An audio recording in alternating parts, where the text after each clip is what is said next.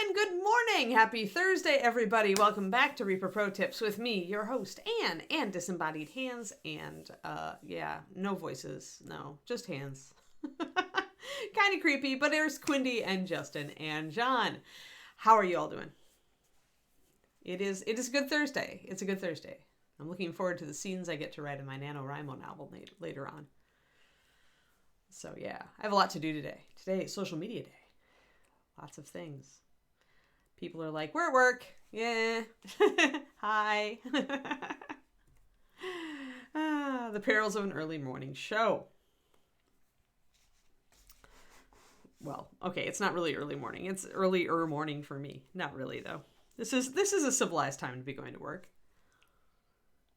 Yes, creepy disembodied hand, spooky ghost Quindy. Yes, exactly. Exactly. You need like a creepy disembodied hands ghost icon, Quindy. It is a good day. It's a great day. Nice, Congrove. Great day is awesome. That's the mental attitude, right? That's what we need. That's the mental. The proper mental for the day. So we are going to continue highlighting our ogre today because we started and it's looking good. Hey, Raccoon. How's it going, Dabber? All right, so we're working on Ogre Guard today. Yeah. Getting this yellow figured out. Because until we get this yellow figured out, adding other colors could be fraught with peril. So, all right. We had the peachy flesh mixture, didn't we? Peachy flesh. There we are. Although it's still called youthful flesh here, but 9445 is the color we are using. And then we need our base color, which is Ogre and Tanned. So let us get our ogre color out. I have my cute little Dungeon Dwellers set. Anybody who's new, who hasn't picked these up, you should pick them up. This one especially, the Monster Colors set has Troll and Orc and Goblin and Kobold, Ogre and Gnoll, and they are all very useful colors apart from skin tones. Like, just in general, they're all very useful colors. So, hey, GVD. Geez, everybody's piling in. Nice for the resub, GVD. 18 months. Another 6 and I'll have to sing. I also need tan skin. There it is. There. I don't know about Wednesday. I'm up for Wednesday. Quindy, do we have news on that? John, do we have news on that? As far as streaming schedule for Thanksgiving week? It would be good to be able to plan. I'm going to mix up a 1-to-1 mix of this ogre skin and tanned skin for our base. And then I'm going to work off of that. And I want to probably do 3-to-3 because I want a big puddle of it because I'm going to be using it to mix highlights. So that means I need a little bit of extra base. Okay. All right, but we're on for Wednesday, I'm going to assume. So Thursday is a no. Thursday is a no, and let's say Friday's a no for me. Actually, I feel like taking because it's still National Novel Writing Month. I could use Friday to get some extra writing time, plus spending time with David, since he'll have the day off. So I would say Valendar. It is safe to say no stream on Thursday or Friday, but Wednesday, I should be good. Yeah, so that makes sense then. So let's take Friday off. Let's go, Quindy, you and me. Friday off. So yeah, I need to, then let me write that on a note to tell the guys. Or I guess the guys are probably listening, but there we are. I can grab my sticky notes. I would assume Wednesday streams continue. Okay. Cool, let's just do that then. Let's just assume no Friday. Excellent, excellent, excellent. That sounds wonderful. Alrighty, let's mix up our base coat then, which is a crazy mixture of tan skin and this bright yellow that is ogre skin. Thank Ron for the first edition ogres. That's all I'm saying. I'm getting low on my water. I need to remember to refill it. And I'm going to thin this 3-to-1 actually. I'm going to put 2 drops of water. So I've got 3 drops of ogre skin, 3 drops of tan skin. That gets 6 drops. Then I'm going to put 2 drops of water in it. That's going to give us 8 drops of total fluid in this well, and that is about ideal, actually. If you're going to sit down and paint for like an hour, hour and a half, even if you forget to add water, your paint's still going to be good if you've got 8 drops of fluid in one of these little wells.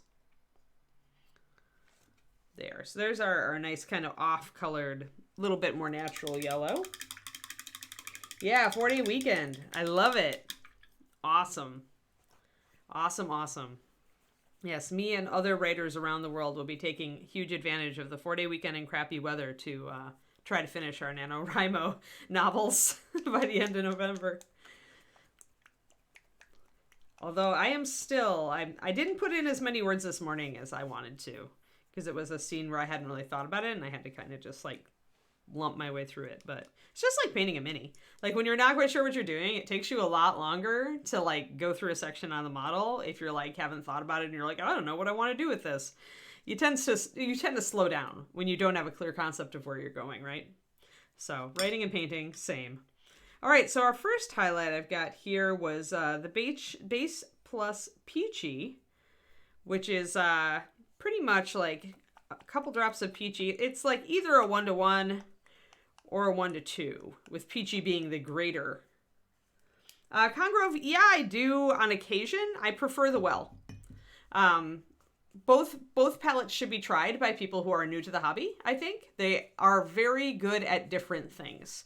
Wet palette is much better for like if you're fast painting, fast blending, if you're doing a lot of mixing of like different progression layers on a highlight. It also can encourage you to paint looser. It can encourage you to paint, to block things in faster. And it's very, very good for that. So if you're doing textures, if you're just trying to block in stuff, if you're trying to get quick shadow, highlight, midtone, wet palette's very good for that. If you want to use thinner paint techniques like layering, glazing, or doing really fine work, I think well palette wins every time. If you're working with really thin paint, then a wet palette will frustrate you because it will always be wicking your extra water down into the sponge, or it's going to be putting extra water up into your paint. Or both, because wet palette. So if you want control, then you want to do the well palette. And also if you're just starting, if you're trying to master paint consistency, it'll be probably easier for you to understand paint consistency and really learn it and get a gut understanding of it using a well. Because you can build every paint puddle to be a 3-to-1 or a 2-to-1 or a 4-to-1 with water and paint. And it's because you have that control, you're going to get used to the way the paint feels at those levels. And so that's going to help you kind of internalize that information a lot faster than if you're doing it on a wet palette where you really aren't sure how much water you're mixing in given, one brush full to the next. Does that make sense?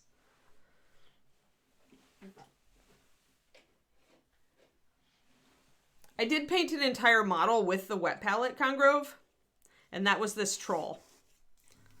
So the last big humanoid we did. We painted this guy with a wet palette. So I did a lot of wet blending on him as well, which I think wet palette really lends itself to. So yeah, it's like everything is a tool in mini painting. And as you learn, you should experiment with everything from one side of the gamut to the other, because your style is going to develop and you're going to get comfortable with certain techniques. And when you get comfortable with certain techniques and you're like, hey, this is the way I want to go, then you're going to kind of settle on which one is better for your style. Like my fiance, David Diamondstone, who teaches at ReaperCon also, is a fantastic crystal brush winning painter. He only ever uses the wet palette. It's all he uses, but he's used it for 2 decades. And so he has a really good gut understanding of exactly how much water he has to add at any given stage, and things like that. He can do it, but he never gets his paint as smooth as I do, because that's something the wet palette just doesn't do. He doesn't mind because it's part of his style. But this is kind of an example of you can get amazing results with both types of palettes or with different types of brushes. But the way you paint, as you kind of settle into what you really like and what does well for you, you're going to settle usually one way or the other. There are still painters who use both. Every once in a while, I whip out the wet palette. If I want to block something in fast and make myself not overthink things, I'll whip out the wet palette to set up a model. But yeah. But on stream, I typically don't. And one of the reasons, I'll admit it, Congrove, one of the reasons I don't, not only the fact that I myself tend to be a well palette user, I use well palette like hands down, unless I'm forcing myself to use wet. But the other reason is it's just that most streamers aren't using the well. So I feel like the well palette is really underrepresented in today's painting world. I feel like the benefits of it are really being like kind of brushed over, and I really feel that it's a better tool for learning paint consistency for newer painters than the wet palette is. So it's up to you which way you want to jump in, but some things will be easier on the wet palette and certain things will be harder. So, but yeah, I'm a contrary cuss, so I like to go against the grain. And like I said, because I feel often that the well, if you're taught how to use the well, i.e. use bigger paint puddles, if you're taught how to effectively use the well, I think as a new painter, it takes a lot of pressure off of you. Especially if you're not real comfortable with mixing right away. Especially if you're not that comfortable with mixing on the fly. And my main goal here is to like set people up to succeed. Like I want to reduce the amount of frustration you guys feel with the hobby. Because if I reduce the amount of frustration you feel, that means you're going to be having more fun and making more progress and feeling more happiness. And that keeps you in the hobby. So, hands down, that's my main goal. Cool. Thanks, D-Sparrow. But yeah, everything is a tool. And every tool acts differently in the hands of different people. Especially with mini painting. Because no matter how many videos you watch, or how many streams you listen to, when you get your hands into it, you're going to use something a way that maybe nobody else has used it quite that way before. And so your experience is always going to change things just a little bit. The things you do. Yeah, paint consistency with the well is just so much easier. Because you can mix like, you know, 3 different wells, a 1-to-1, a 2-to-1, and a 4-to-1, or even a 1-2-3. That's probably even more useful. And then experiment and see like, okay, can I, you know, layer with this? Can I glaze with it? Can I do freehand with it? Can I texture with it? I mean, the size and shape of your brush are also going to color your experience. Let's put 1 drop of this in. I'm going to put another drop of that in. A brushful pretty much, an average brushful pretty much equates to a drop here. And that's going to give me that color. And then I made an even, I see, I did an even lighter one last time. So that is 1 drop of our base,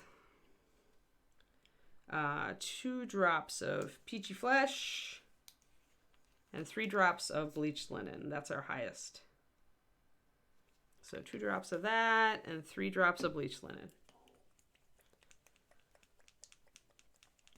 But yeah, if you can't control your paint consistency, so you can't be aware of exactly what your paint consistency is, it's a lot harder to internalize that knowledge. So when you start with the wet palette, it's going to take you a bit longer. Unless you paint a lot. Like, as with everything, if you practice a lot, you're going to start to get a feel for your wet palette. It's going to be a little bit more rough, a little less precise, your learning curve there. So it also depends on what kind of person you are. If you're very impulsive and like to just freeform stuff, then the wet palette's probably for you. But if you want to have better control and a better understanding and be able to analyze your results better, I think the well palette is the way to go. And I think it's funny because, like, I think it's funny that David went to wet palette because he has a very precise brain. He's a math PhD. And normally, quantifying and data points, I would think would be his shtick. But he loves the wet palette. He loves being able to be looser with it. So you can never tell. Like, you may think that your personality disposes you one way or another, but you can never tell until you try it. And that's why I say people should try both types of palettes.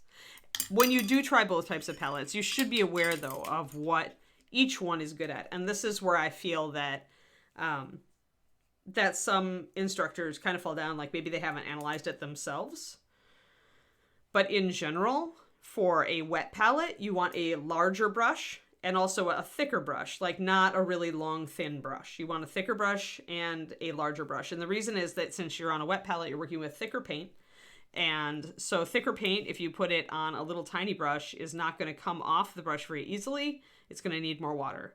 So, and then you're going to have to mess around with that. So in general, larger, thicker brushes for the wet palette. And if you're using a long, thin brush, you're probably doing layering or something like that. That means you want, these brushes are made for thin paint.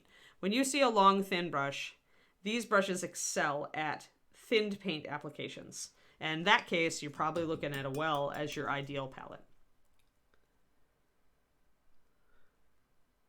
Wow, that's incredible, Valendar.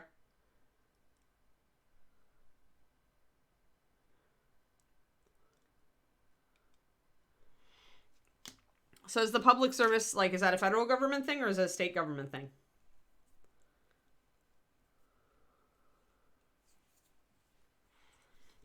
Because that's really awesome.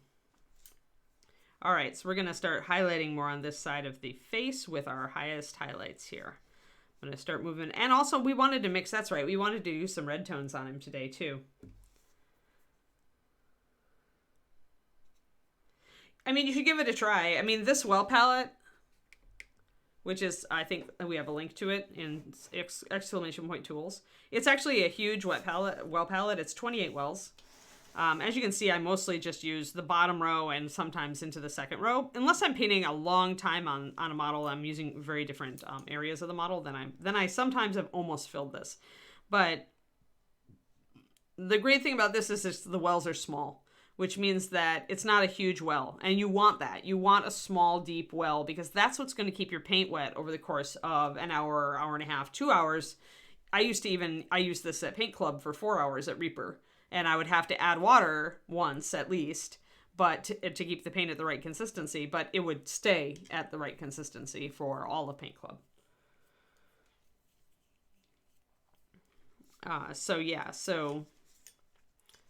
So this particular palette is only about $10 at Cheap Joe's Art Supply when they've got it in stock.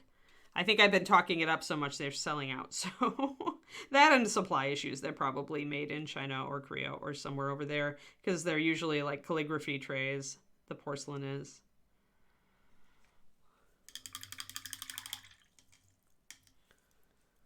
Thank you, Quindy. Is currently in stock because Quindy's awesome and checks that out. Yeah, so that palette this palette is just lovely. It cleans up really well, as you can tell. It always looks, pretty clean. The ceramic, essentially the porcelain, makes it extremely easy to scrub the paint out of it so that you can start with a fresh, clean palette.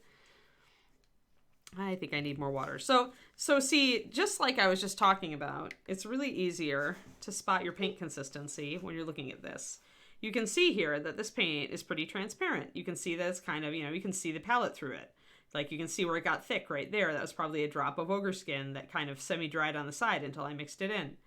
This one, you can see it's opaque. You can't see the palette through it. Here, it's transparent. You can see the palette through it really well. So this is just one example. Like I use this test all the time on my wet palette or my well palette to determine whether I need more water. Because this one, since it's a highlight, I'm going to want it to blend. And the fact that it's so thick around the edges, it's not going to blend. You're going to get a solid brush stroke when you use this. Yeah, I don't even really do that these days, Grey Wolf. I just put it in the sink with some hot water. Usually, though, I'm cleaning it like right after. If you do let the paint dry in it, yeah, use some 409, Windex, some other spray cleaner method with hot water and let it soak for, 5 minutes. And then use a green scrubby pad. The green scrubby's not going to damage this shiny porcelain coating, which is just great. Okay, so now we can see through it a little bit more. You can see it there on the side. And so I'm a little more confident in that. I think it still probably needs a little bit of adjustment, but I'm actually going to take a brush full of this and put it into this because it's going to make them work better together. It's going to add more opacity to this initial mixture that we have. That's fine. I'll add a little water. 1 drop again equals 1 brush full when you're using, this is a size 1 brush. I'm going to get this in focus for you. I think he did. He didn't tell me he didn't. I believe he got a confirmation. I mean, if not, I guess we'll find out, but he would have gotten a message if it hadn't gone through. Cramposaurus, most people will just use brush soap if they see like the brush starting to get, let's see if I have a brush that I've abused lately. Where's my old abused brush? Here's an old abused brush. So when you start seeing dark discoloration, here, let's get this in focus. Let's get Ogre in focus and everything else in focus so I can hold it up to the camera. All right. So when you see this sort of discoloration near the bottom of your bristles, and you'll see it whether it's a sable or, as this brush is a Taclon. That's when you've got some serious problems. You've got paint starting to build up, and that's going to make your brush go poof. So that's when most people will use brush soap, or I use Winsor & Newton brush cleaner and restorer, which is a fluid that will actually pull that paint out of the ferrule. In between painting sessions, many people will just point their brushes. Some people will use a little bit of hair conditioner to make a point for their brushes, to leave them with a nice point on them until they use them next. But otherwise, I mean, if I am dead honest with you, Cramposaurus, I do not use brush soap. I actually don't clean my brushes. What I have done over the years, and this was unintentional, but it is now like kind of a hallmark of me, I rinse my brushes compulsively. Like, I hate it when paint starts to gook up in the brush. I want that fresh, clean, freshly loaded brush when I'm putting paint on the model, with the result that I rinse my brush all the time. Like, I load up my brush, I do some painting, and then I rinse it. I don't just reload it most of the time. So even though this brush has been used for months, maybe even over a year at this point, it has no buildup at the ferrule, and it still keeps a perfect point. So if you train yourself to mix or to rinse your brush a lot, to clean your brush a lot while you're painting, you may not even need to clean. But otherwise, I do recommend probably, keeping an eye on things. If your brush starts to want to fray or spread, that's a sign that there probably is paint built up down here in the metal part, and it's forcing the hairs apart. Then you probably want to use a brush cleaner or something of this sort.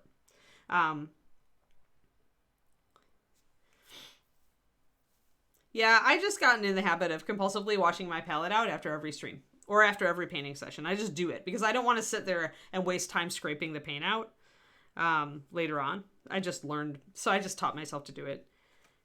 Make yourself a trigger or something, like set off a timer that goes off and says, done painting, clean your palette, and just make yourself do it until it becomes a habit. And then you won't even think about it. You'll just do it.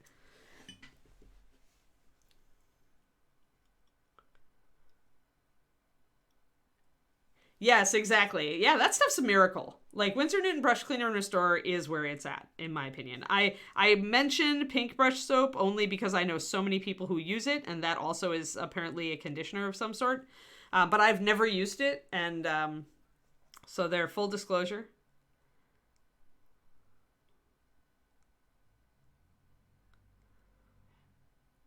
And I want to bring up some of that light there, start bringing up these muscles. So, like, I'm going to actually measure how long it takes me to rinse out my brush this time. The other thing is I rinse out my brush whenever I've been kind of, like, moving back and forth between colors, and I want to reacquire, like, a pure color without it having any bias. I'll also keep an eye on how far my paint is up my ferrule. See, right now it's there where my fingernail is. When the paint starts to creep up toward here is when I rinse. And I'm using very thin paint, but I'm only dipping a tiny bit of my brush in the paint to load. Here is me loading a brush. Tiny bit of paint, just that little bit on the tip really. It's maybe, you can see kind of the blob, right? Then I unload. Unload, unload, unload. Unload till I can get a great tip. Take a look at where my paint is coming up on the brush. It's creeping up a little bit, but I still am fine, so I put the paint on the model. Hi, Dragon Eye.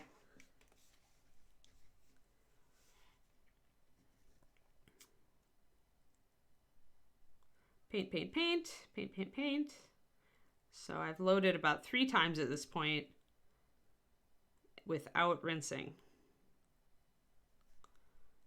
Just touching up and bringing up some of these highlights. Blorf. Okay, well, blorfed, so now I am going to rinse because I need some water to fix my blorf. But I probably would have rinsed then anyway, because I was noticing that the paint was creeping up toward here.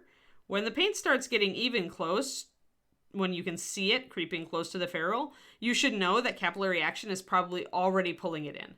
So even if you can still see some dark hairs right here, chances are the middle of the brush, the fluid is creeping in. So at that point, I'll stop and rinse. Does that make sense to everybody?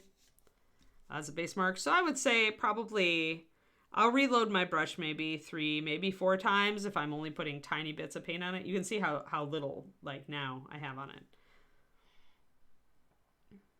And then I'll rinse. And because I do that, because I rinse so frequently, I don't get into a situation where I need to clean my brushes. I just avoid it.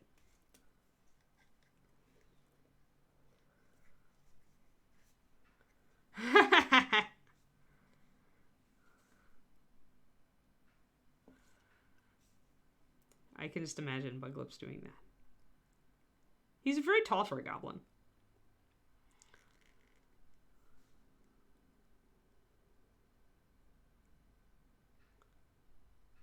All right, a little bit there. I want to light up the top of the head a little bit more because the light's going there. I still want enough shadow to bring out those details, but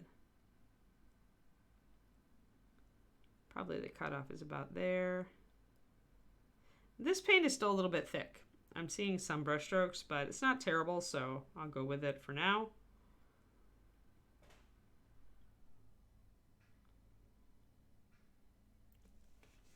And of course, we're painting this guy to a very high quality, very high level, which usually you wouldn't do for just some schmuck ogre.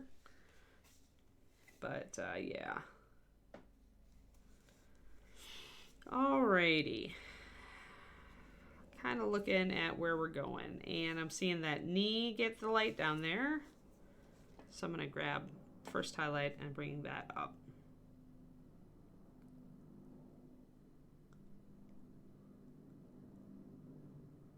When you have a shelf-like area that comes out and sticks out into the light, usually you will leave it a little bit darker back toward the leg or the whatever the side it's projecting out of, and you'll bring up the highlight more toward the outer edge. And the reason for this is, like in this case, he's got this big muscle that's casting a shadow, so chances are the area of this little area that's closest to the leg is going to be darker. It's going to be shadowed just a little bit by this overhang. Same thing on a rock face or anywhere else that you end up, like an armor plate that comes out from under another armor plate. Usually you highlight more toward the outside edge and leave it a little bit darker toward the inside. And that is why. That's the thinking behind that.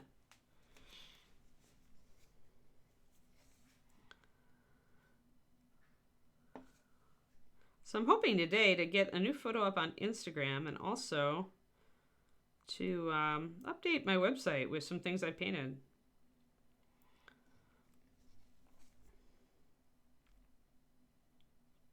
I'm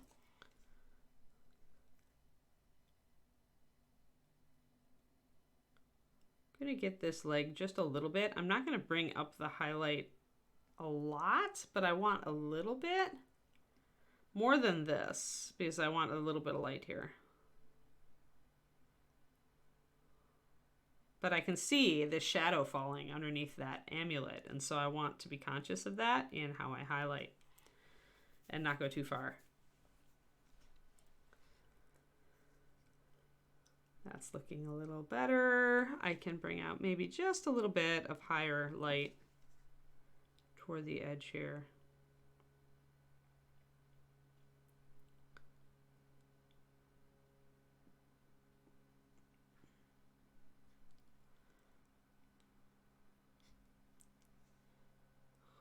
And maybe just a tiny bit here.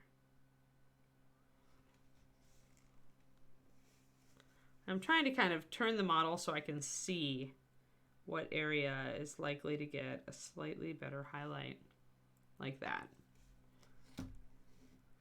Yeah, that looks right. And I mean, you don't have to be perfect with this, but it helps if you kind of double check yourself.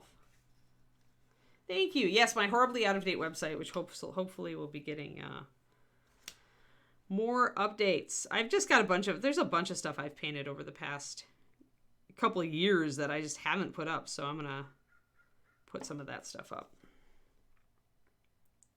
Gonna have to locate all my photos. That's what keeps you from doing this kind of stuff, right? It's like, oh my god, I have to sit down and locate all my photos of all the stuff that I painted.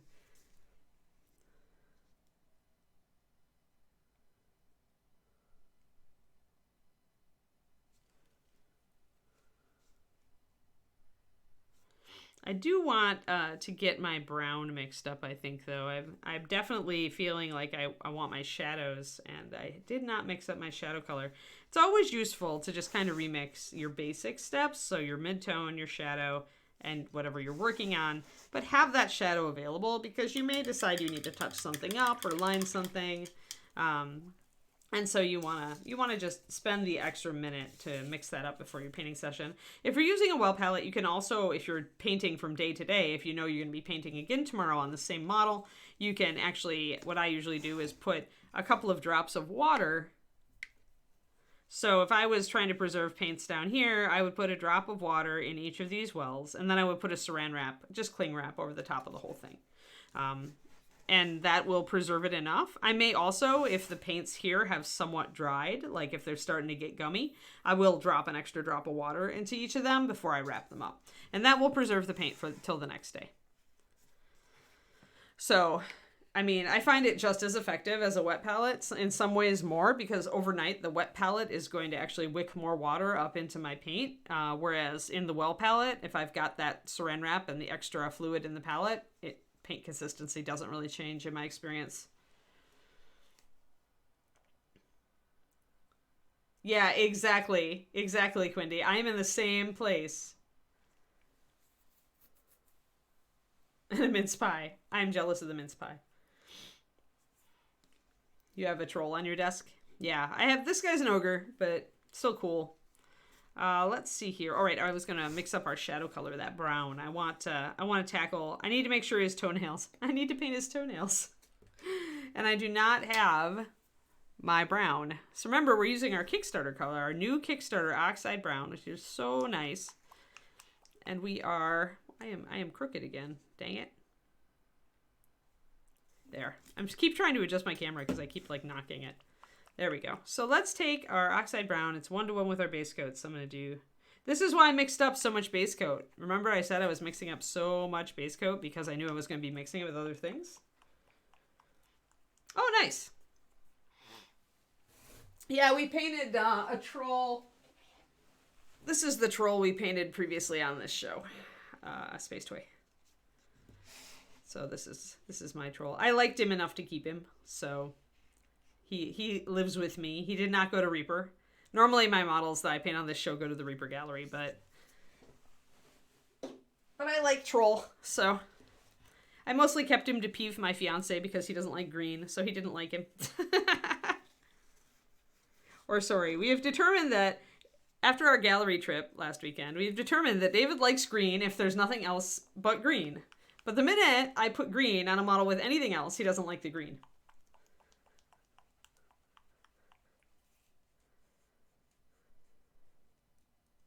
Yeah, ain't nobody got time for that. I'm with you, Quindy. Yeah, I love green. But my fiance is also a world-class painter, and it's his color thing. He's not a fan of green. All right, so 2 drops of this wonderful Oxide Brown, and then 2 drops of our base color here, which essentially is 2 big brushfuls. Going into there to mix that nice shadow color, and then I can play with that. I may, at this point, also mix up some brown liner. Or something equivalent, but I think I have brown liner on my plate. Yeah, I do.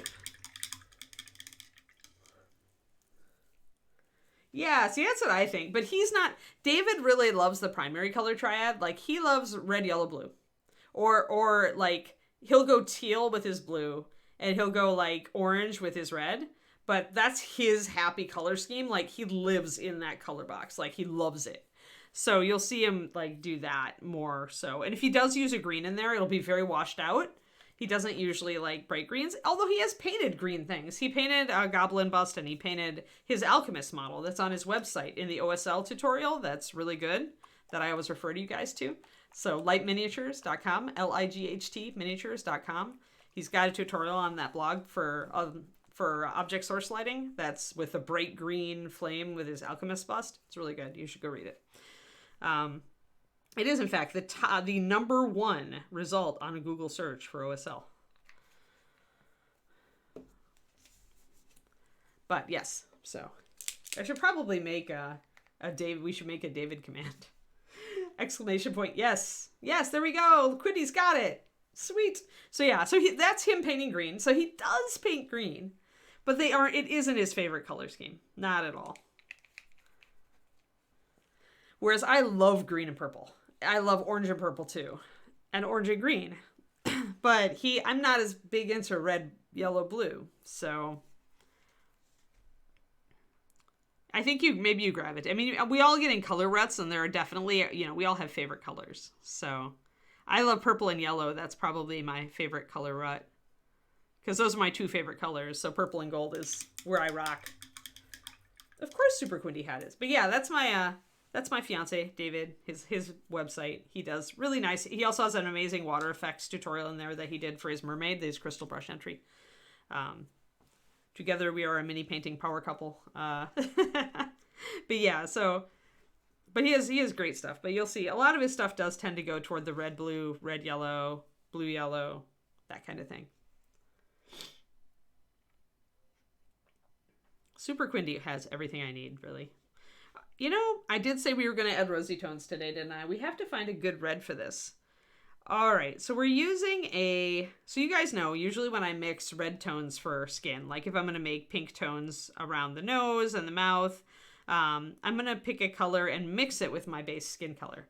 Well, our base skin color is yellow this time, so anything we pick is going to go orange. And we've already got a lot of brown, and it's a very orangey brown. So I have to think very carefully about where I want to go with the red tones on this figure and what red I want to use, because I can't use anything too orange. It's just going to go straight orange. Yeah, we're both into the hobby on like a high level competition basis, Gramposaurus.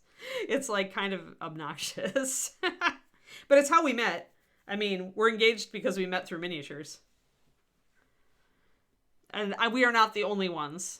So we are not the only example of that happening in our hobby. So I probably, maybe I want violet red. Where is my violet red? Violet, yeah. Maybe I want violet red. So maybe I want a red that's really blue. And that is violet. And I haven't used violet in this application before, so this will be a good experiment. Yeah, I mean, I usually don't use clear red. The color that I use for human skin tones when I'm doing this, guys, I think I've brought it up before, is I will always use deep red. And deep red may be a good answer for this as well, because it does have a little blue in it.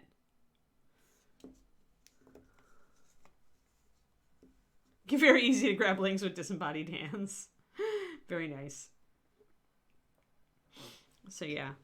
All right, so I'm gonna try mixes with both of these and see what we can do. Because I do want to start blocking in those tones, those red tones, because right now he looks very flat. But if we add those kind of blood tones, like people have, like the pink here, and the pink around your nose, and the pink in your earlobes, and stuff like that. Yeah, it's one of David's best pieces. I don't remember if it was the one who won him the crystal brush. It might be. He does have a crystal brush trophy. And I don't remember which one he won it with. But that would have been one that would have been possible. He is very, very, very good.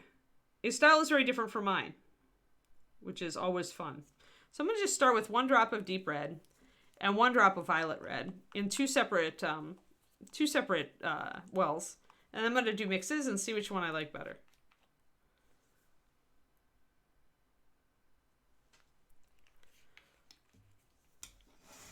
So there's our 2 colors. You can see the violet red is much lighter. And I'm going to mix it with just a little bit of our base skin tone. You don't need a lot of skin tone in it. The more skin tone you put in it, the less red and pink it's going to be. And, you know, the more it's going to shift toward the skin. Okay, so that's not working badly at all. It's still pretty dark.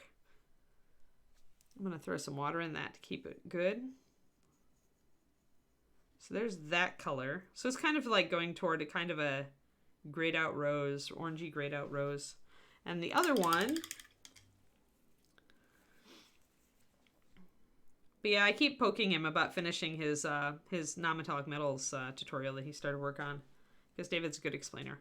All right, so this one is going to come up a lot more pinky because it's lighter. So clear red, as you can see, is not always the answer. And what I usually tell people is, if you're going to be doing this, like mix your skin tone into a red for to get lip color and, you know, blush colors and stuff like that, because that's essentially what you're doing. Be aware that the purer of a red you use, like the lighter and purer a red, and clear red is the lightest and purest, more you're going to get close to just like a bubblegum pink response, which is great for young females, but not so good for monsters, unless that's the vibe you're going for. Girly goblins aside. So the more muted the color, and the little bit darker of the color, then the more that you will, you know, you're not so much saying young person. But it's because some of those pinks like really only show up on teenage humans. Maybe elves. Oh, nice. Space Way. That's cool. All right. So there are two things to be said here, however, with that in mind. Yes, this red is a lot more intense, but we're only applying it to very small areas, so it's going to show up a lot better than this other red is going to show up. So I think what I'm going to do is I'm going to try this color, even though it's brighter, because I am going to be thinning it, so that's also going to mitigate its vibrancy. What I really want is just a suggestion of blood around the nose and the lips and the mouth and the ears, to give him a little bit more realism. We'll also use the same color probably on his knuckles, since knuckles tend to be pink, especially if he's like cold or out in the weather a lot. So we're going to actually use that color. Much as I like this dark color, it's maybe a little bit too muted to work well in small areas. The more muted a color, the less you're going to see the color if you're only applying it to small areas. I am going to add even more water to these guys, since I only used a single drop of paint to begin with and then added just a little bit more. So these are going to dry pretty quick unless I add some extra fluid to them, but that's fine because I want to apply them pretty gently to the model. I do not want to just paint bright red lips on the ogre. We could also try a mixture of these two colors, which might be perfect, but I'm going to see what I can do. I'm going to add this red color. It's very thin, as you can see. When I put it on the palette, see how thin that is? So that's what you kind of want. You can always add more, but you can't take any away. So with that in mind, let us try to add some red tones to his earlobes. Mostly the lower ear, but you can also add it inside the upper.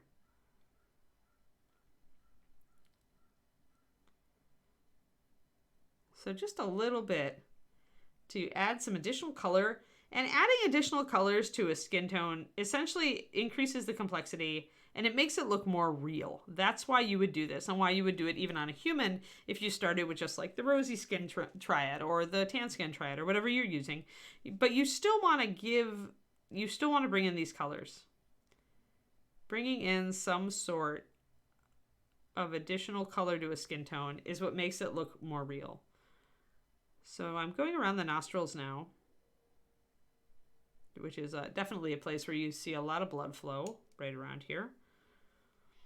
And I'm trying not to make the rose. You don't want to go like pink with the nose unless your ogre drinks a lot, which maybe he does. Maybe he parties hard because he certainly has the bod for it. But for now, I just want to get in a little bit. And you can be pretty subtle with this when you're painting a really high-end model. Putting in additional redness around the eyes will either suggest a model has been crying, or it may, suggest like just a well-worn, like broken blood vessels and stuff like that. On monsters, it's more likely to give you that effect. Usually there's some red toward the outer corner of the eye. So you add that. Yeah, he does have a cask. We don't know if it's just water, though. Let's not judge. Maybe he likes LaCroix. Hey, Takeoff. It's good to see you, too. We're working on our ogre. We're adding some rosy colors around his mouth and ears and nose. All the areas where there would be blood flow. So we're going to get this lower lip. That's going to be the biggest area, really, that we add the red to. But we're doing this so that we can make him look more like a real thing. It helps to make humanoids look more human, to add features like this. And it also is just a little less monochrome. I created the Reaper Master Series paint line, Takeoff. Like, I created this. I made it. I'm the one who did. I made it for Reaper. I created the line. I created all the colors. I created all the names. I mixed every batch by hand for 15 years. And then I moved out here to be with my guy. And so now that's somebody else's job. But I used MSP because I created the line. I created it. It works with my paint style because I created something that did. So it's MSP. I do also like, if I had to pick a second paint line that I liked, that I would use if Reaper Master Series imploded for some reason. Don't do it, Ed. I also love Scale Color Artist. I use these a lot. Mostly because I love the colors and because they have the same finish as Master Series. Yes, that's correct. It ended. The last year was the year that I finally entered and I made the photo cut, but I didn't get a crystal brush because I painted a stock model, Crampo. They stopped. There are a lot of reasons, but the main one is that CMON is shifting away from miniatures and into board games. And they no longer, because they put up $10,000 worth of cash prizes for that sucker every year. So when you are no longer a member of really the miniatures community, that doesn't make as much sense for you as a company to sacrifice that money. Also, the person who really was the champion of Crystal Brush and who really started it and kept it going, is still part of the company, I believe, but was relocated to China. And so was no longer like really on hand to lobby for it. So I think those are really the two. Yeah, they're still their board games are miniatures heavy, but they're no longer like selling. Like CMON started as, they used to sell a lot of or carry a lot of miniatures and videos and DVDs and stuff. And they stopped. They pivoted toward board games, which is frankly is a higher money, market, more income. And they were good at that. Like, they are good at board games. So that's kind of it. But that what I believe, and I'm not an employee, so I'm not in a position to really know for sure. So do take this with a grain of salt. But in my opinion, from what I heard from others, it was because the company was pivoting away from miniatures hobby and because of a kind of a shift in leadership. So, oh, nice stiletto. I don't know. Oh, I'm glad you think that it's the best paint out there. That makes my day, Stiletto. Whenever anybody says that they love Master Series more than other brands, that makes my little heart glad because it's like, it's the thing I'm proudest of contributing to the hobby. Like after being in this hobby for, I hate to say how many decades I've been in this hobby, but it's a lot. To be able to contribute to the hobby by giving it a paint line that people really believe is awesome, that means a ton to me. So that's probably my biggest proud is Master Series. All right, I need some light color. So what I'm going to do to bring up highlights here is I'm going to grab some of my highlight. I'm going to grab this red that we've got here, kind of just mix it with a little bit of this highlight. See, yeah, that'll bring it up to a pink. There's not a lot of yellow in this, so you can use it almost as a white. It'll start to go orange eventually. Hey, Dog Father. But yeah, Crystal Brush no longer a thing. CMON was trying to get somebody to buy the IP. But I don't know how successful that's going to be. I always hear rumors that it's going to come back. But so far, not so much. Golden Demon is coming back to the US for the first time this year. So Golden Demon, if you're in the United States, we didn't have a demon for a very long time. The last time we had a Golden Demon, I was still competing. Long time ago.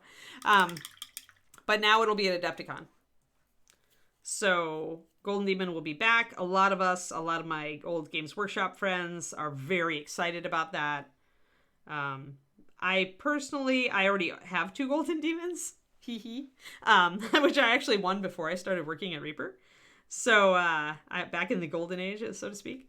So, I'm not super motivated this year to get an entry done, but David has like 3 already. So we're going to be at Adepticon and he'll enter and maybe I'll get something together. Yeah, humble brag hashtag. That was totally a humble brag. Oh dear. I'll tell you though, this year's going to be amazing. Like all of the Games Workshop guys who are the heavy hitters who have been waiting all this time and they've still been working on projects. They just haven't had a competition for them. Those guys are all going to roll out their best stuff. So this Golden Demon should be really, really amazing. So I'm just highlighting a little bit there, see, around that tusk, because the light would hit there.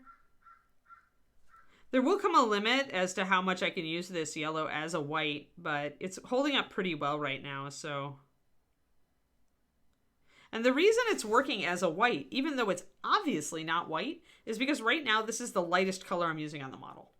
So the contrast is going to work for us. That will stop the minute that I put any other like white, actual white or actual off-white on the model. So when you do these skulls and if we take them up to like a really, shiny skull, shiny bone, that highlight will not look so profound anymore. Oh noes. If you have bleached linen, use that Shadow Raven. Otherwise, you can use pure white.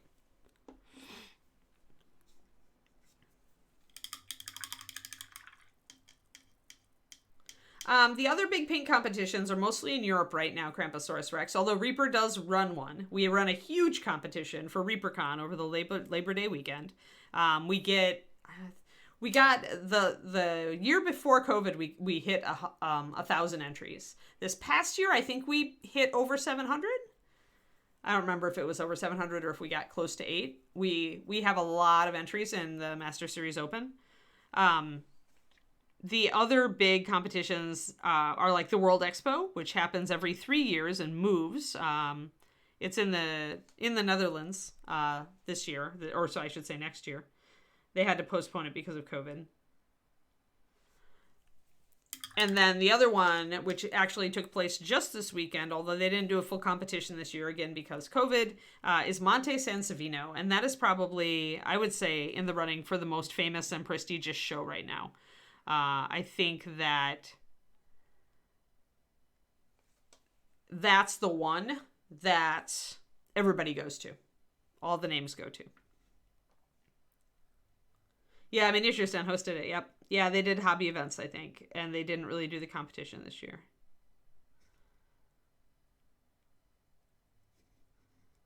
But it is normally really the show to hit if you're in Europe. There used to be competitions at like Spiel, but I was told that not really anymore. So I'm just lining around my little amulet here just because I've got line around my brush. I may as well use it. Kind of get some of this stuff worked out up here.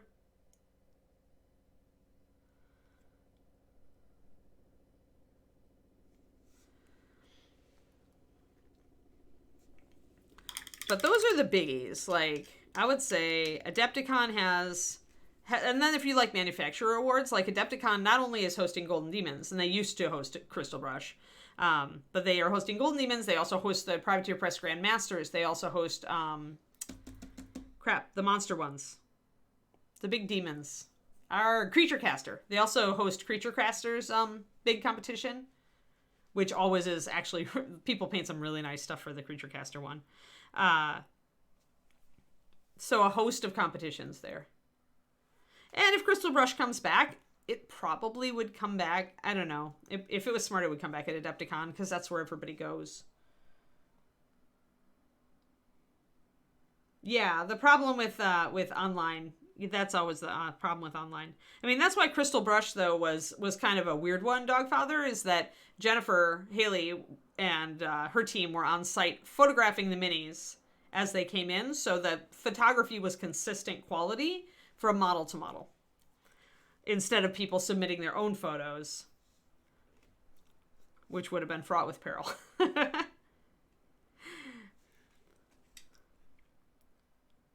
So if you want to get into competition, online competitions are a good way for you to practice pushing yourself and also for you to practice your miniatures photography. I have a PDF about photography actually that I made originally for my coaching level, but I'm kind of thinking about releasing it on my general Patreon. And by the way, there's a good lead in. I have a Patreon. Haha. So I do Patreon and I love it. I'm actually super excited always about my Patreon.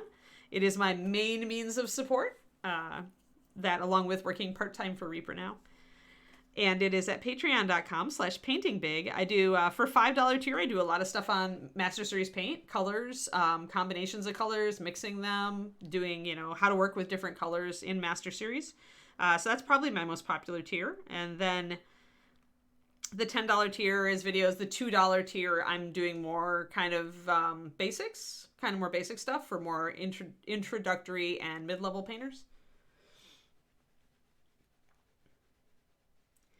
Yeah, well, there'll be back and forth on the photography. I mentioned this a while ago, Kramposaurus, but the big thing is, it's like when you're not very good, you hate taking photos because the camera's going to show all your flaws.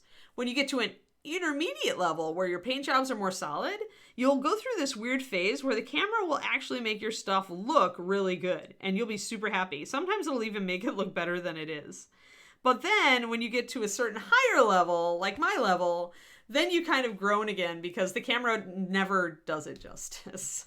No matter how good you get, it never seems to do it justice, or almost never. So you go through that wobble back and forth on miniatures photography. That said, yeah, a lot of people could stand to improve, and it's not that hard to get decent photos. Probably the most important thing is a neutralish background that's not too light and not too dark, and not too strongly colored. I always use the gray.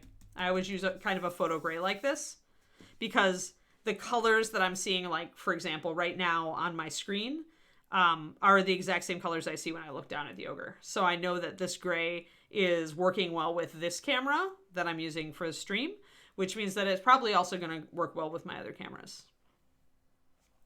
And then the next thing important other than backdrop is just having even lighting. Developing a lighting setup that doesn't cast strong shadows and that lights up pretty evenly all sides of the model, including down in front.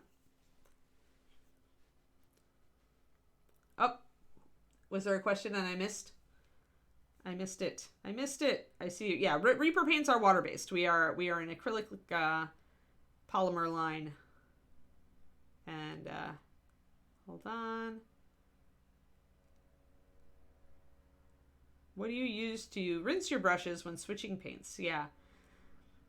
Yeah, I mean, I just use water. I just plain water. And most of the time, that's what I mix into my paints as well. Plain water. I don't really use mediums unless I'm doing something weird like a wash where I need a little bit extra. There are rare times where I'll add extra flow improver if I'm trying to do fine detail, just because it will help a little bit. But all of the Reaper paints have flow improver already added to them, so you really don't need it. Just that little extra boost. All right, so we've got some nice reddish tones coming up on his face now. I'm kind of liking that. I'm going to actually add a little reddish blush. We'll try to do it and make him not look like too girly. So we're going to work it in down here into this shadow. And the brown shadow is going to help hide the blush color. Good. Yeah, it's just water-based, so you can just use water. And then some people swear by the pink brush soap to clean their brushes after a session. I actually talked about this pretty exhaustively earlier on in this stream. So if you go back and check the VOD, you'll get all the info that I have on that. But short form is that If you rinse your brushes a lot, you shouldn't have to clean them too much. But if you're new to the hobby, often a lot of new painters don't rinse their brushes a lot, or they haven't gotten in the habit of doing it yet. So you may find that picking up some brush soap and just kind of cleaning your brushes gently after a long session will help to extend their life. All right, so I'm adding in. I added in a bit of red here. It's not very strong, but I don't want it very strong. I need to remix this pink color so that I can do his nostrils.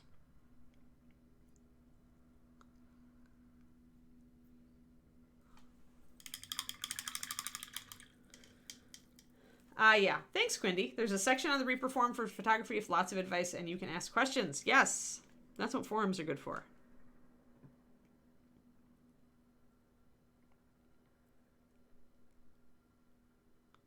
So doubling down a little bit on the red tones in the nose there, you can see now how it's gone just a little bit more red. But now his face looks a lot less flat.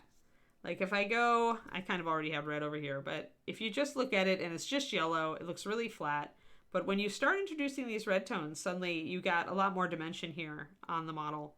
And any way that we depart from this yellow is going to add that sense of realism and complexity. Even if we added in some green to our shadows, for example, that would further make our model look less like an illustration and more like it's like in a real world. But it depends on where you want to go with your model. You may want to have that very stylized look, like, you know, like... I'm missing it. Frazetta. Frazetta was pretty famous. Although he would throw some reds into his skin tones and some greens and some other weird stuff. But there are like some of his Conan pieces are very yellow. Very, very yellow. So, and he just left it that way because he just wanted a strong, stark color arrangement.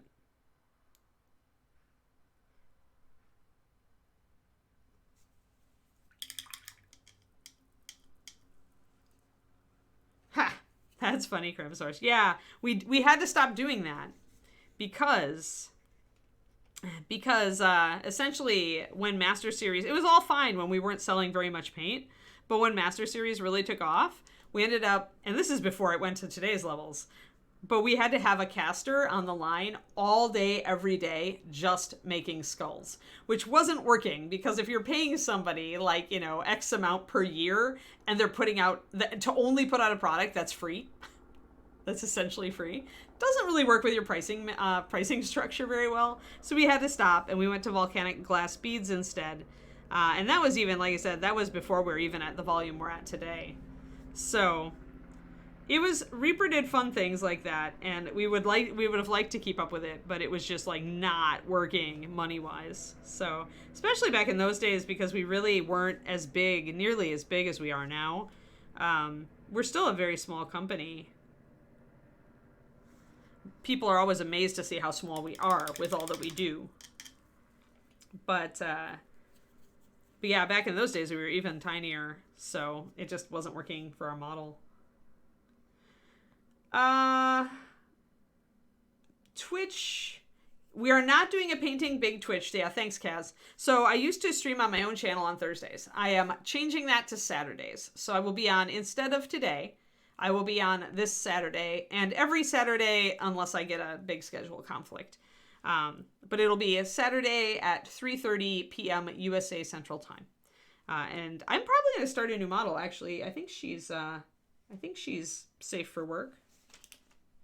But some of you will know her. She's actually a satyr girl. Hold on. Her. She has horns that curl down over her head. So I'm going to be starting her, I think,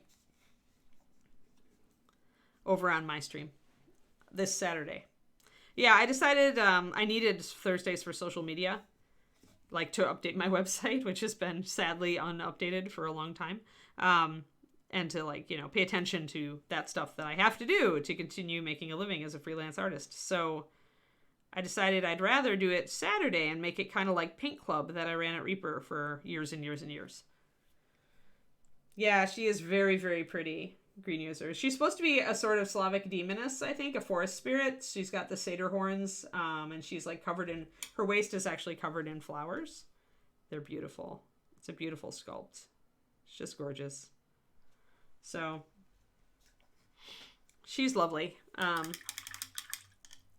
So So that's the one. That's the new one. And I might work on Noli a little bit too. So we might work on Noli because I want to work on her hair. Noli's hair really needs some happiness, some help. All right, so we've got some red tones in here. I'm going to put the red tones over on the other side, but I'm not going to really highlight them. I'm going to keep them pretty dark because everything over on this side of the model is pretty dark.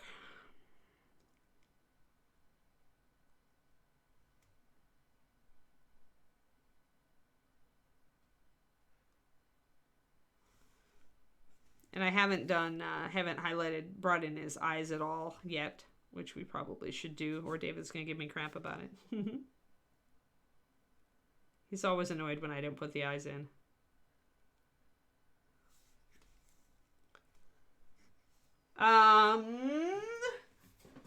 Ignis Art. Their Slavic Legends line has some beautiful things in it. This is the company. Ignis Art. Slavic Legends.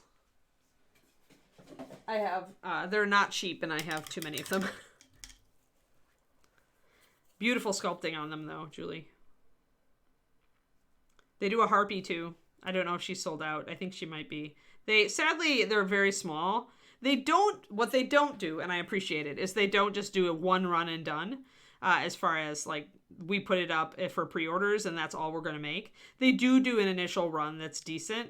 And so you usually can get their stuff for several months after release. But they also do sell out. So I'm not sure if they intend to reprint some of the ones they sold out of. But overall, they're beautiful busts. Just beautiful work. And they do some 75s now, too. They've got their 75 Dreams line. And I have their fairy from that. Their pixie. So a little bit of highlight there on the lip, a little bit of highlight there. Now bringing that highlight in is going to de-emphasize the red because it's essentially making it kind of wash out and get more pink. So I can do a little bit more red under the jaw if I want. He is an ogre, so he can have different coloration from humans. So I can actually bring in some red tones down here under the jaw and see how that reads. And that's going maybe a little bit too red, so I'm going to grab my base coat. Kind of do a little bit of a mix here. Take it down just a little bit. There'd be some reflected light under here, so I'm not too afraid. Yeah, there we go. That's a little better. Oh, the whole line is freaking beautiful. I agree, Quindy. I don't own the werewolf yet. I haven't given in. Yes, Ignis Art. IGNIS Art. Don't go if your wallet is already screaming in anticipation of the holidays. Don't go to their site. All right, I'm going to do a bit of lining here around the arm and then highlight. But we did get those nice rosy tones in. I do like those red tones on his face now. I think I might even want a little bit extra at the corner of the eye there. This is like a better painted ogre than anybody. I'm spending more time on this model than anybody else in the world is going to.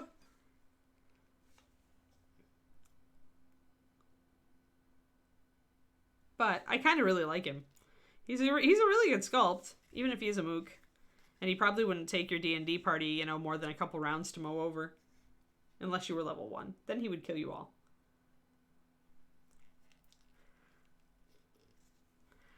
Yeah, practice your, that's why I was telling one of my mentorees, one of the people that I'm coaching on my Patreon, I was telling him, busts are a whole different world. And when he started trying to do one, he's like, oh my god, this is totally different. Smoothness for the base coat is half your battle. If you can get a nice smooth base coat, then even if you're a relative beginner, you can get a pretty good effect on the models. Brush control is the other part.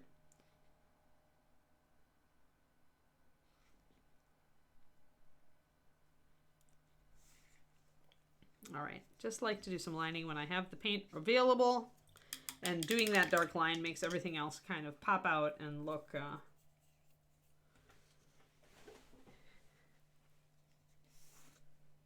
yeah, she is cute.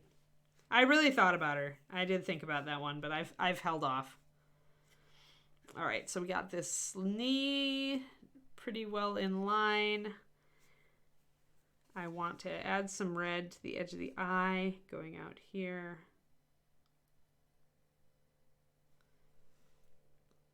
Just to get that complexity in, a little bit around the neck. We haven't decided what his hair is going to be, but I don't think it's going to be pale. So I think I'm going to actually kind of bring it in darker with my liner. Just going to block it in to bring it a little dark, because I think I want contrast up there. So we'll see what color we eventually do it in. But for now, doing a little bit of streaky lines to suggest the texture of the hair is good enough.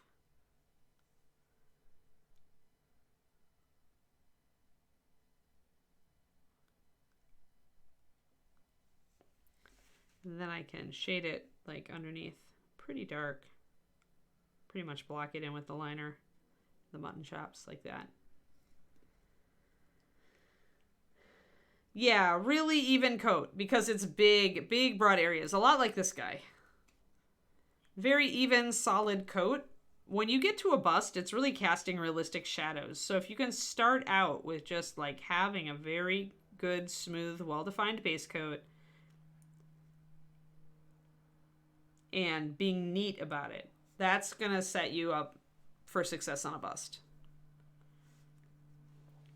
But if your base coat is sketchy or blobby or kind of has a lot of brush strokes in it, then back to the drawing board and probably don't work on a bust until you can get that great, smooth, solid, beautiful, even coat down.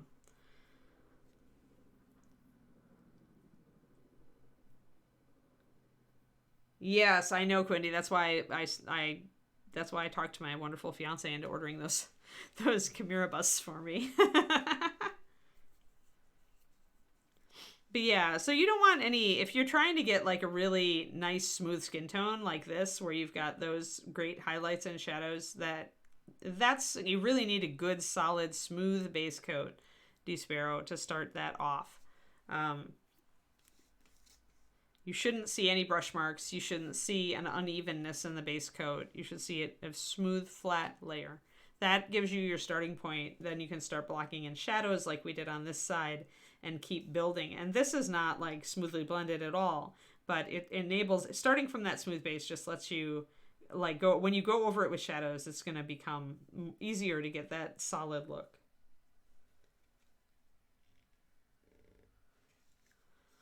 Yeah, I mean, you can do a lot more texture on a bust. Absolutely. Hey, and since I mixed up this darker color so that I could do his toenails, I should do it. I wanted a line between the feet and make sure that the toenails stood out. So I am going to actually kind of blacken them in. I'm using kind of a mix of the oxide brown color and brown liner, because he would have dirty toenails, let's face it. He's an ogre.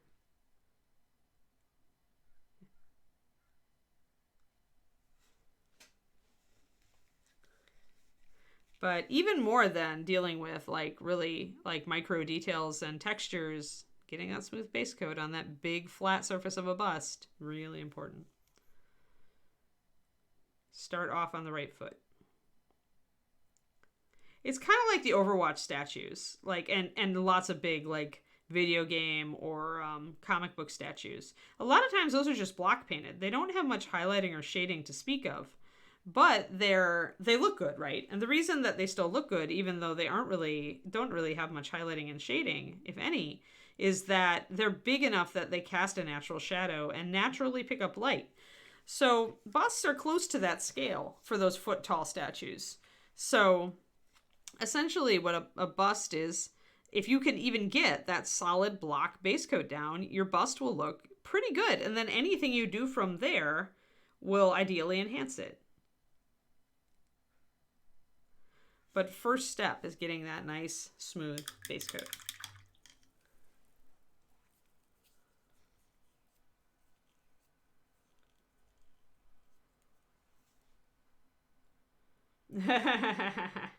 Yeah, Carrie, that's there. I'm with you. Like there's like, I forget who did the Three Witches, but there was a studio that did Three Witches together, one as a book and one as an owl, and I love them, and I would have loved to own them, but they were one of those you had to pre-order, and that was all they did.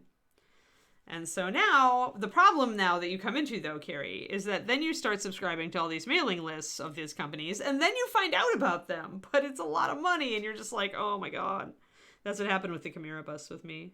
I'm trying so hard to stick to my budget for Christmas, especially because I don't have a ton of income. And I want to be able to buy everybody presents. So it's like, if David, I was just going to cry if I couldn't get him, but I might not have. If David wasn't willing to get him for me for Christmas, I would have had to pass. That's almost worse, knowing about it, but then you had to pass. All right, so just kind of using some liner to trim up around the feet here to line those toes so that they stand out. I'm probably going to cut this base off entirely. It's why I haven't filled the gap, the slotted gap right now. It's just a way for me to hold onto the model easily while working on it. Normally I'd mount a model on a big block, but because he's bigger and also because he's heavy, like there have been other models that I've mounted just on a big wood block, like Sphinxy. When we were working on the Sphinx, we actually had her mounted on a big block like this. But the problem with putting a metal model on this is that this wood is still fairly lightweight and this guy is really heavy. So I decided, I mean, I could like stick him up on top of this, but I'm pretty okay being able to hold on to the plastic base. So unless it becomes very annoying, I'm probably not going to attach him to a wood block just because like if I tilt it, like he's just going to fall over. It's not going to really serve the purpose. So that's kind of my decision-making process on this one. This is pretty comfortable, so.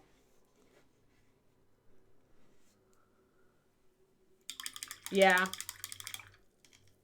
Yeah, the Three Witches was from that company. Well, they won't get my money then. That's the thing with these companies. It's like, you could be making money right now, but you're not. Because you just decided not to. Grumble, grumble, grumble. Totally grumbling. I'm gonna line around this hand while I'm grumbling.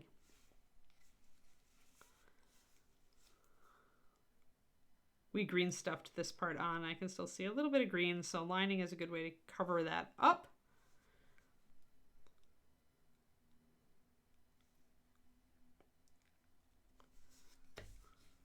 Remember, always move the model so it's at a comfortable angle for you to paint.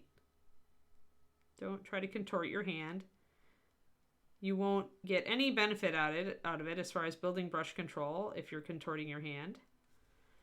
And you're more likely to make a blorf and not have an even line where you need it.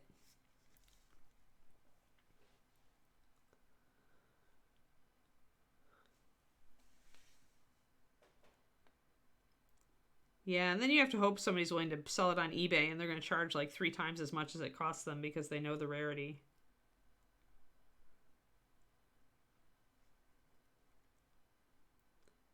David had to do that with his mermaid to get the mermaid he did the ocean effect on because she was out of print because the company had gone under or stopped.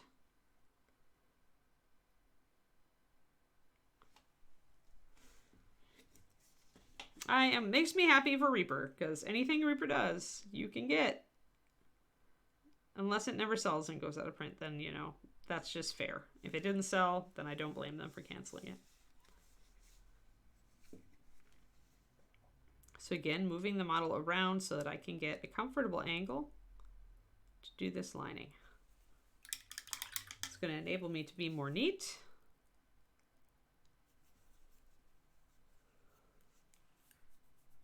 Yeah.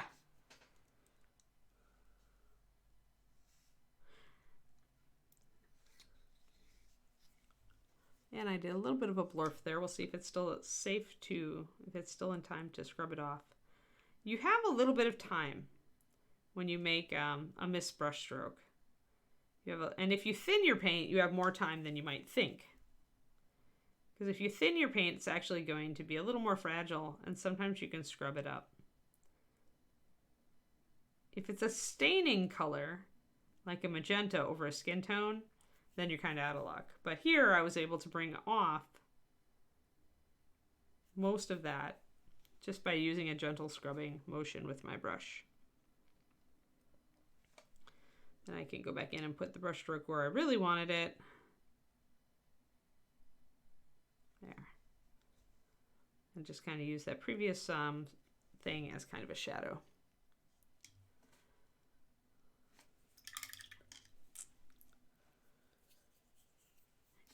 We still have the molds. I mean, Reaper doesn't get rid of molds, I think. Although I guess Ed did get rid of some of the old molds. But there's certain things that I think we'll always have in the archive. And I think some of the old molds may have been stuff just that we just didn't have the rights to produce anymore, like contract work. Don't remember. But for the most part, yeah.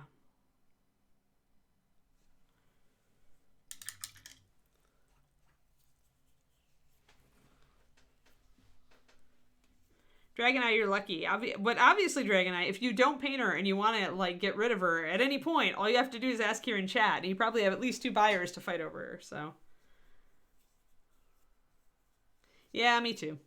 Although, you know what? I went and looked at my collection the other day, and I really don't have, like, because I had pared down so much before I moved, I really don't have that much. Like, I mean, yeah, I've got a lot, but I don't have unmanageable amounts. That's dangerous.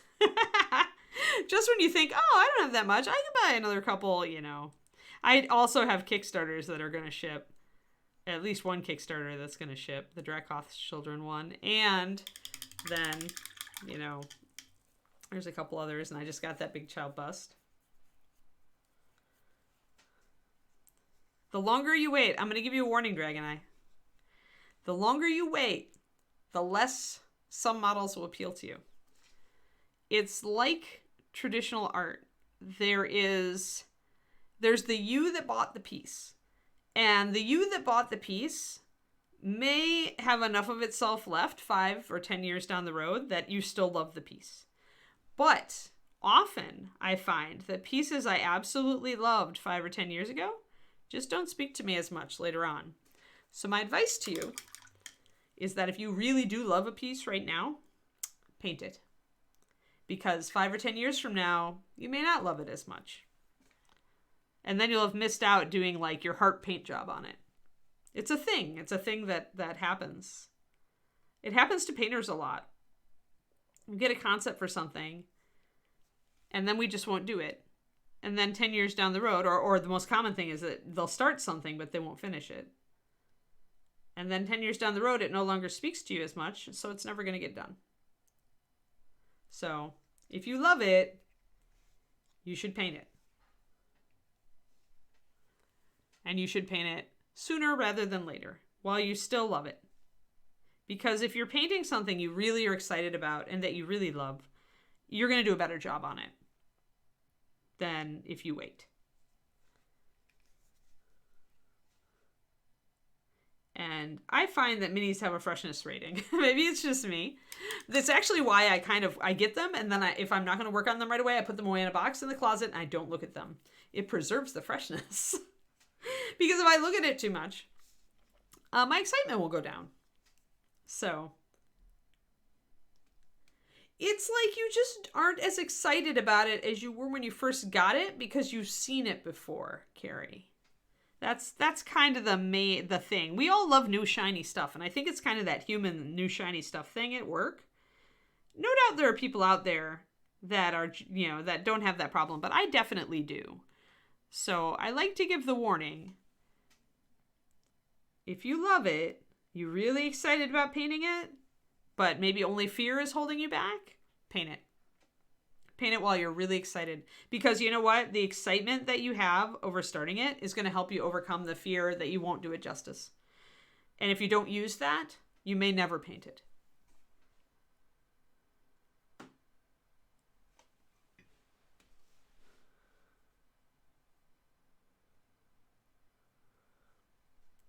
That is my own personal experience and may not resonate with many of you, but it is definitely my personal experience.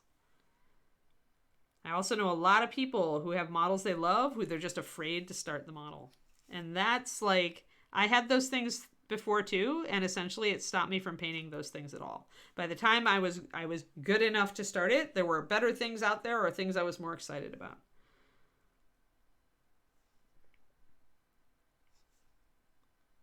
So purely practical advice here, folks. And you may disregard at your leisure.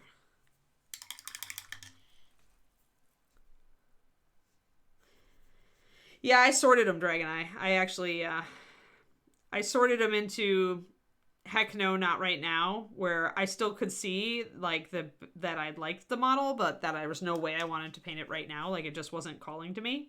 But I kind of wonder if that heck no, not right now box is just going to end up being given away to friends.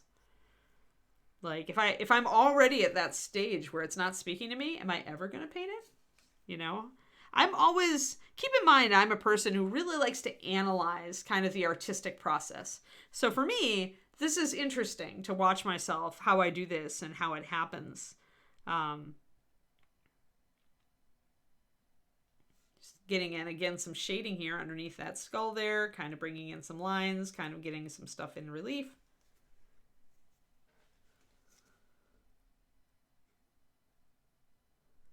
That doesn't happen. I spend so little money on models now, Nepharsis. Yeah, I analyze. That's true. Clavicus. You get points for that. That's good, Carrie. Yes, that's good.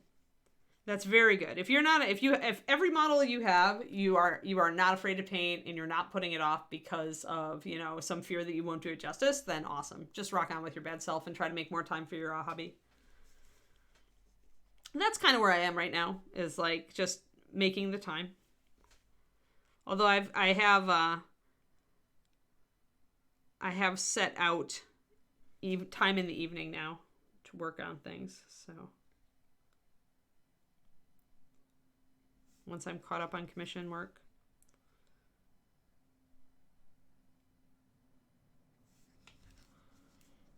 All right, so just kind of do a little bit more lining and then we will call it. Yeah. Oh, you just boxed it all up and you didn't go through it. Yeah, I went through it and definitely like gave stuff away to friends and things. That helped me a lot. I don't mind, like, if a model's a sunk cost. I paid for it ages ago. If I'm not going to paint it, I do not mind giving it to somebody who's actually excited about it.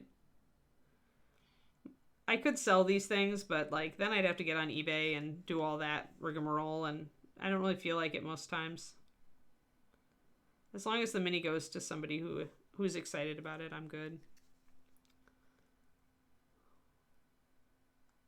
There. All right. Yes, prime it. You've got to use a primer on it. Metal and resin take off. You have to prime. If you do not, the paint will not stick. You will put your paint on the mini and it will rub off, or scratch off, or break off, or crack off, or do something. So resins absolutely need a primer. Usually I use a spray primer. I use either, I don't have them in here with me, but Tamiya, Tamiya, the Japanese primer.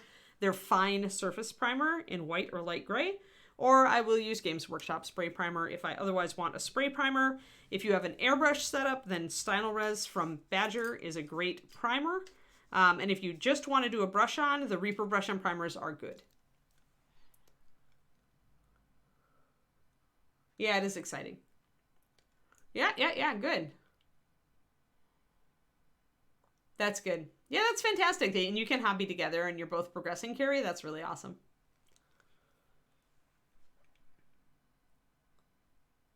I mean, probably we do not put out a metallic medium. If you want to create a gold tone paint, I recommend that you use 9051 New Gold.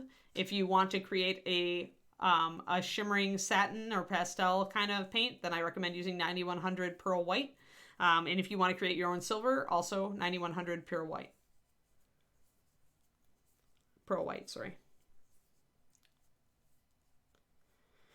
Yeah, I mean, it is like watching things on Twitch and watching the way that somebody uses a brush and watching the way somebody tackles a model. is really instructive. And you guys have so many tools. Like I said this years ago before the Twitch thing even took off, but now you have even more tools. Like YouTube was a game changer, but Twitch is a huger game changer because not only can you watch it, you can ask questions and get explanations. Yeah, I thought about doing metallic mediums, Trojan, but I left and moved out here. But it is something that Reaper could consider for sure. I mean,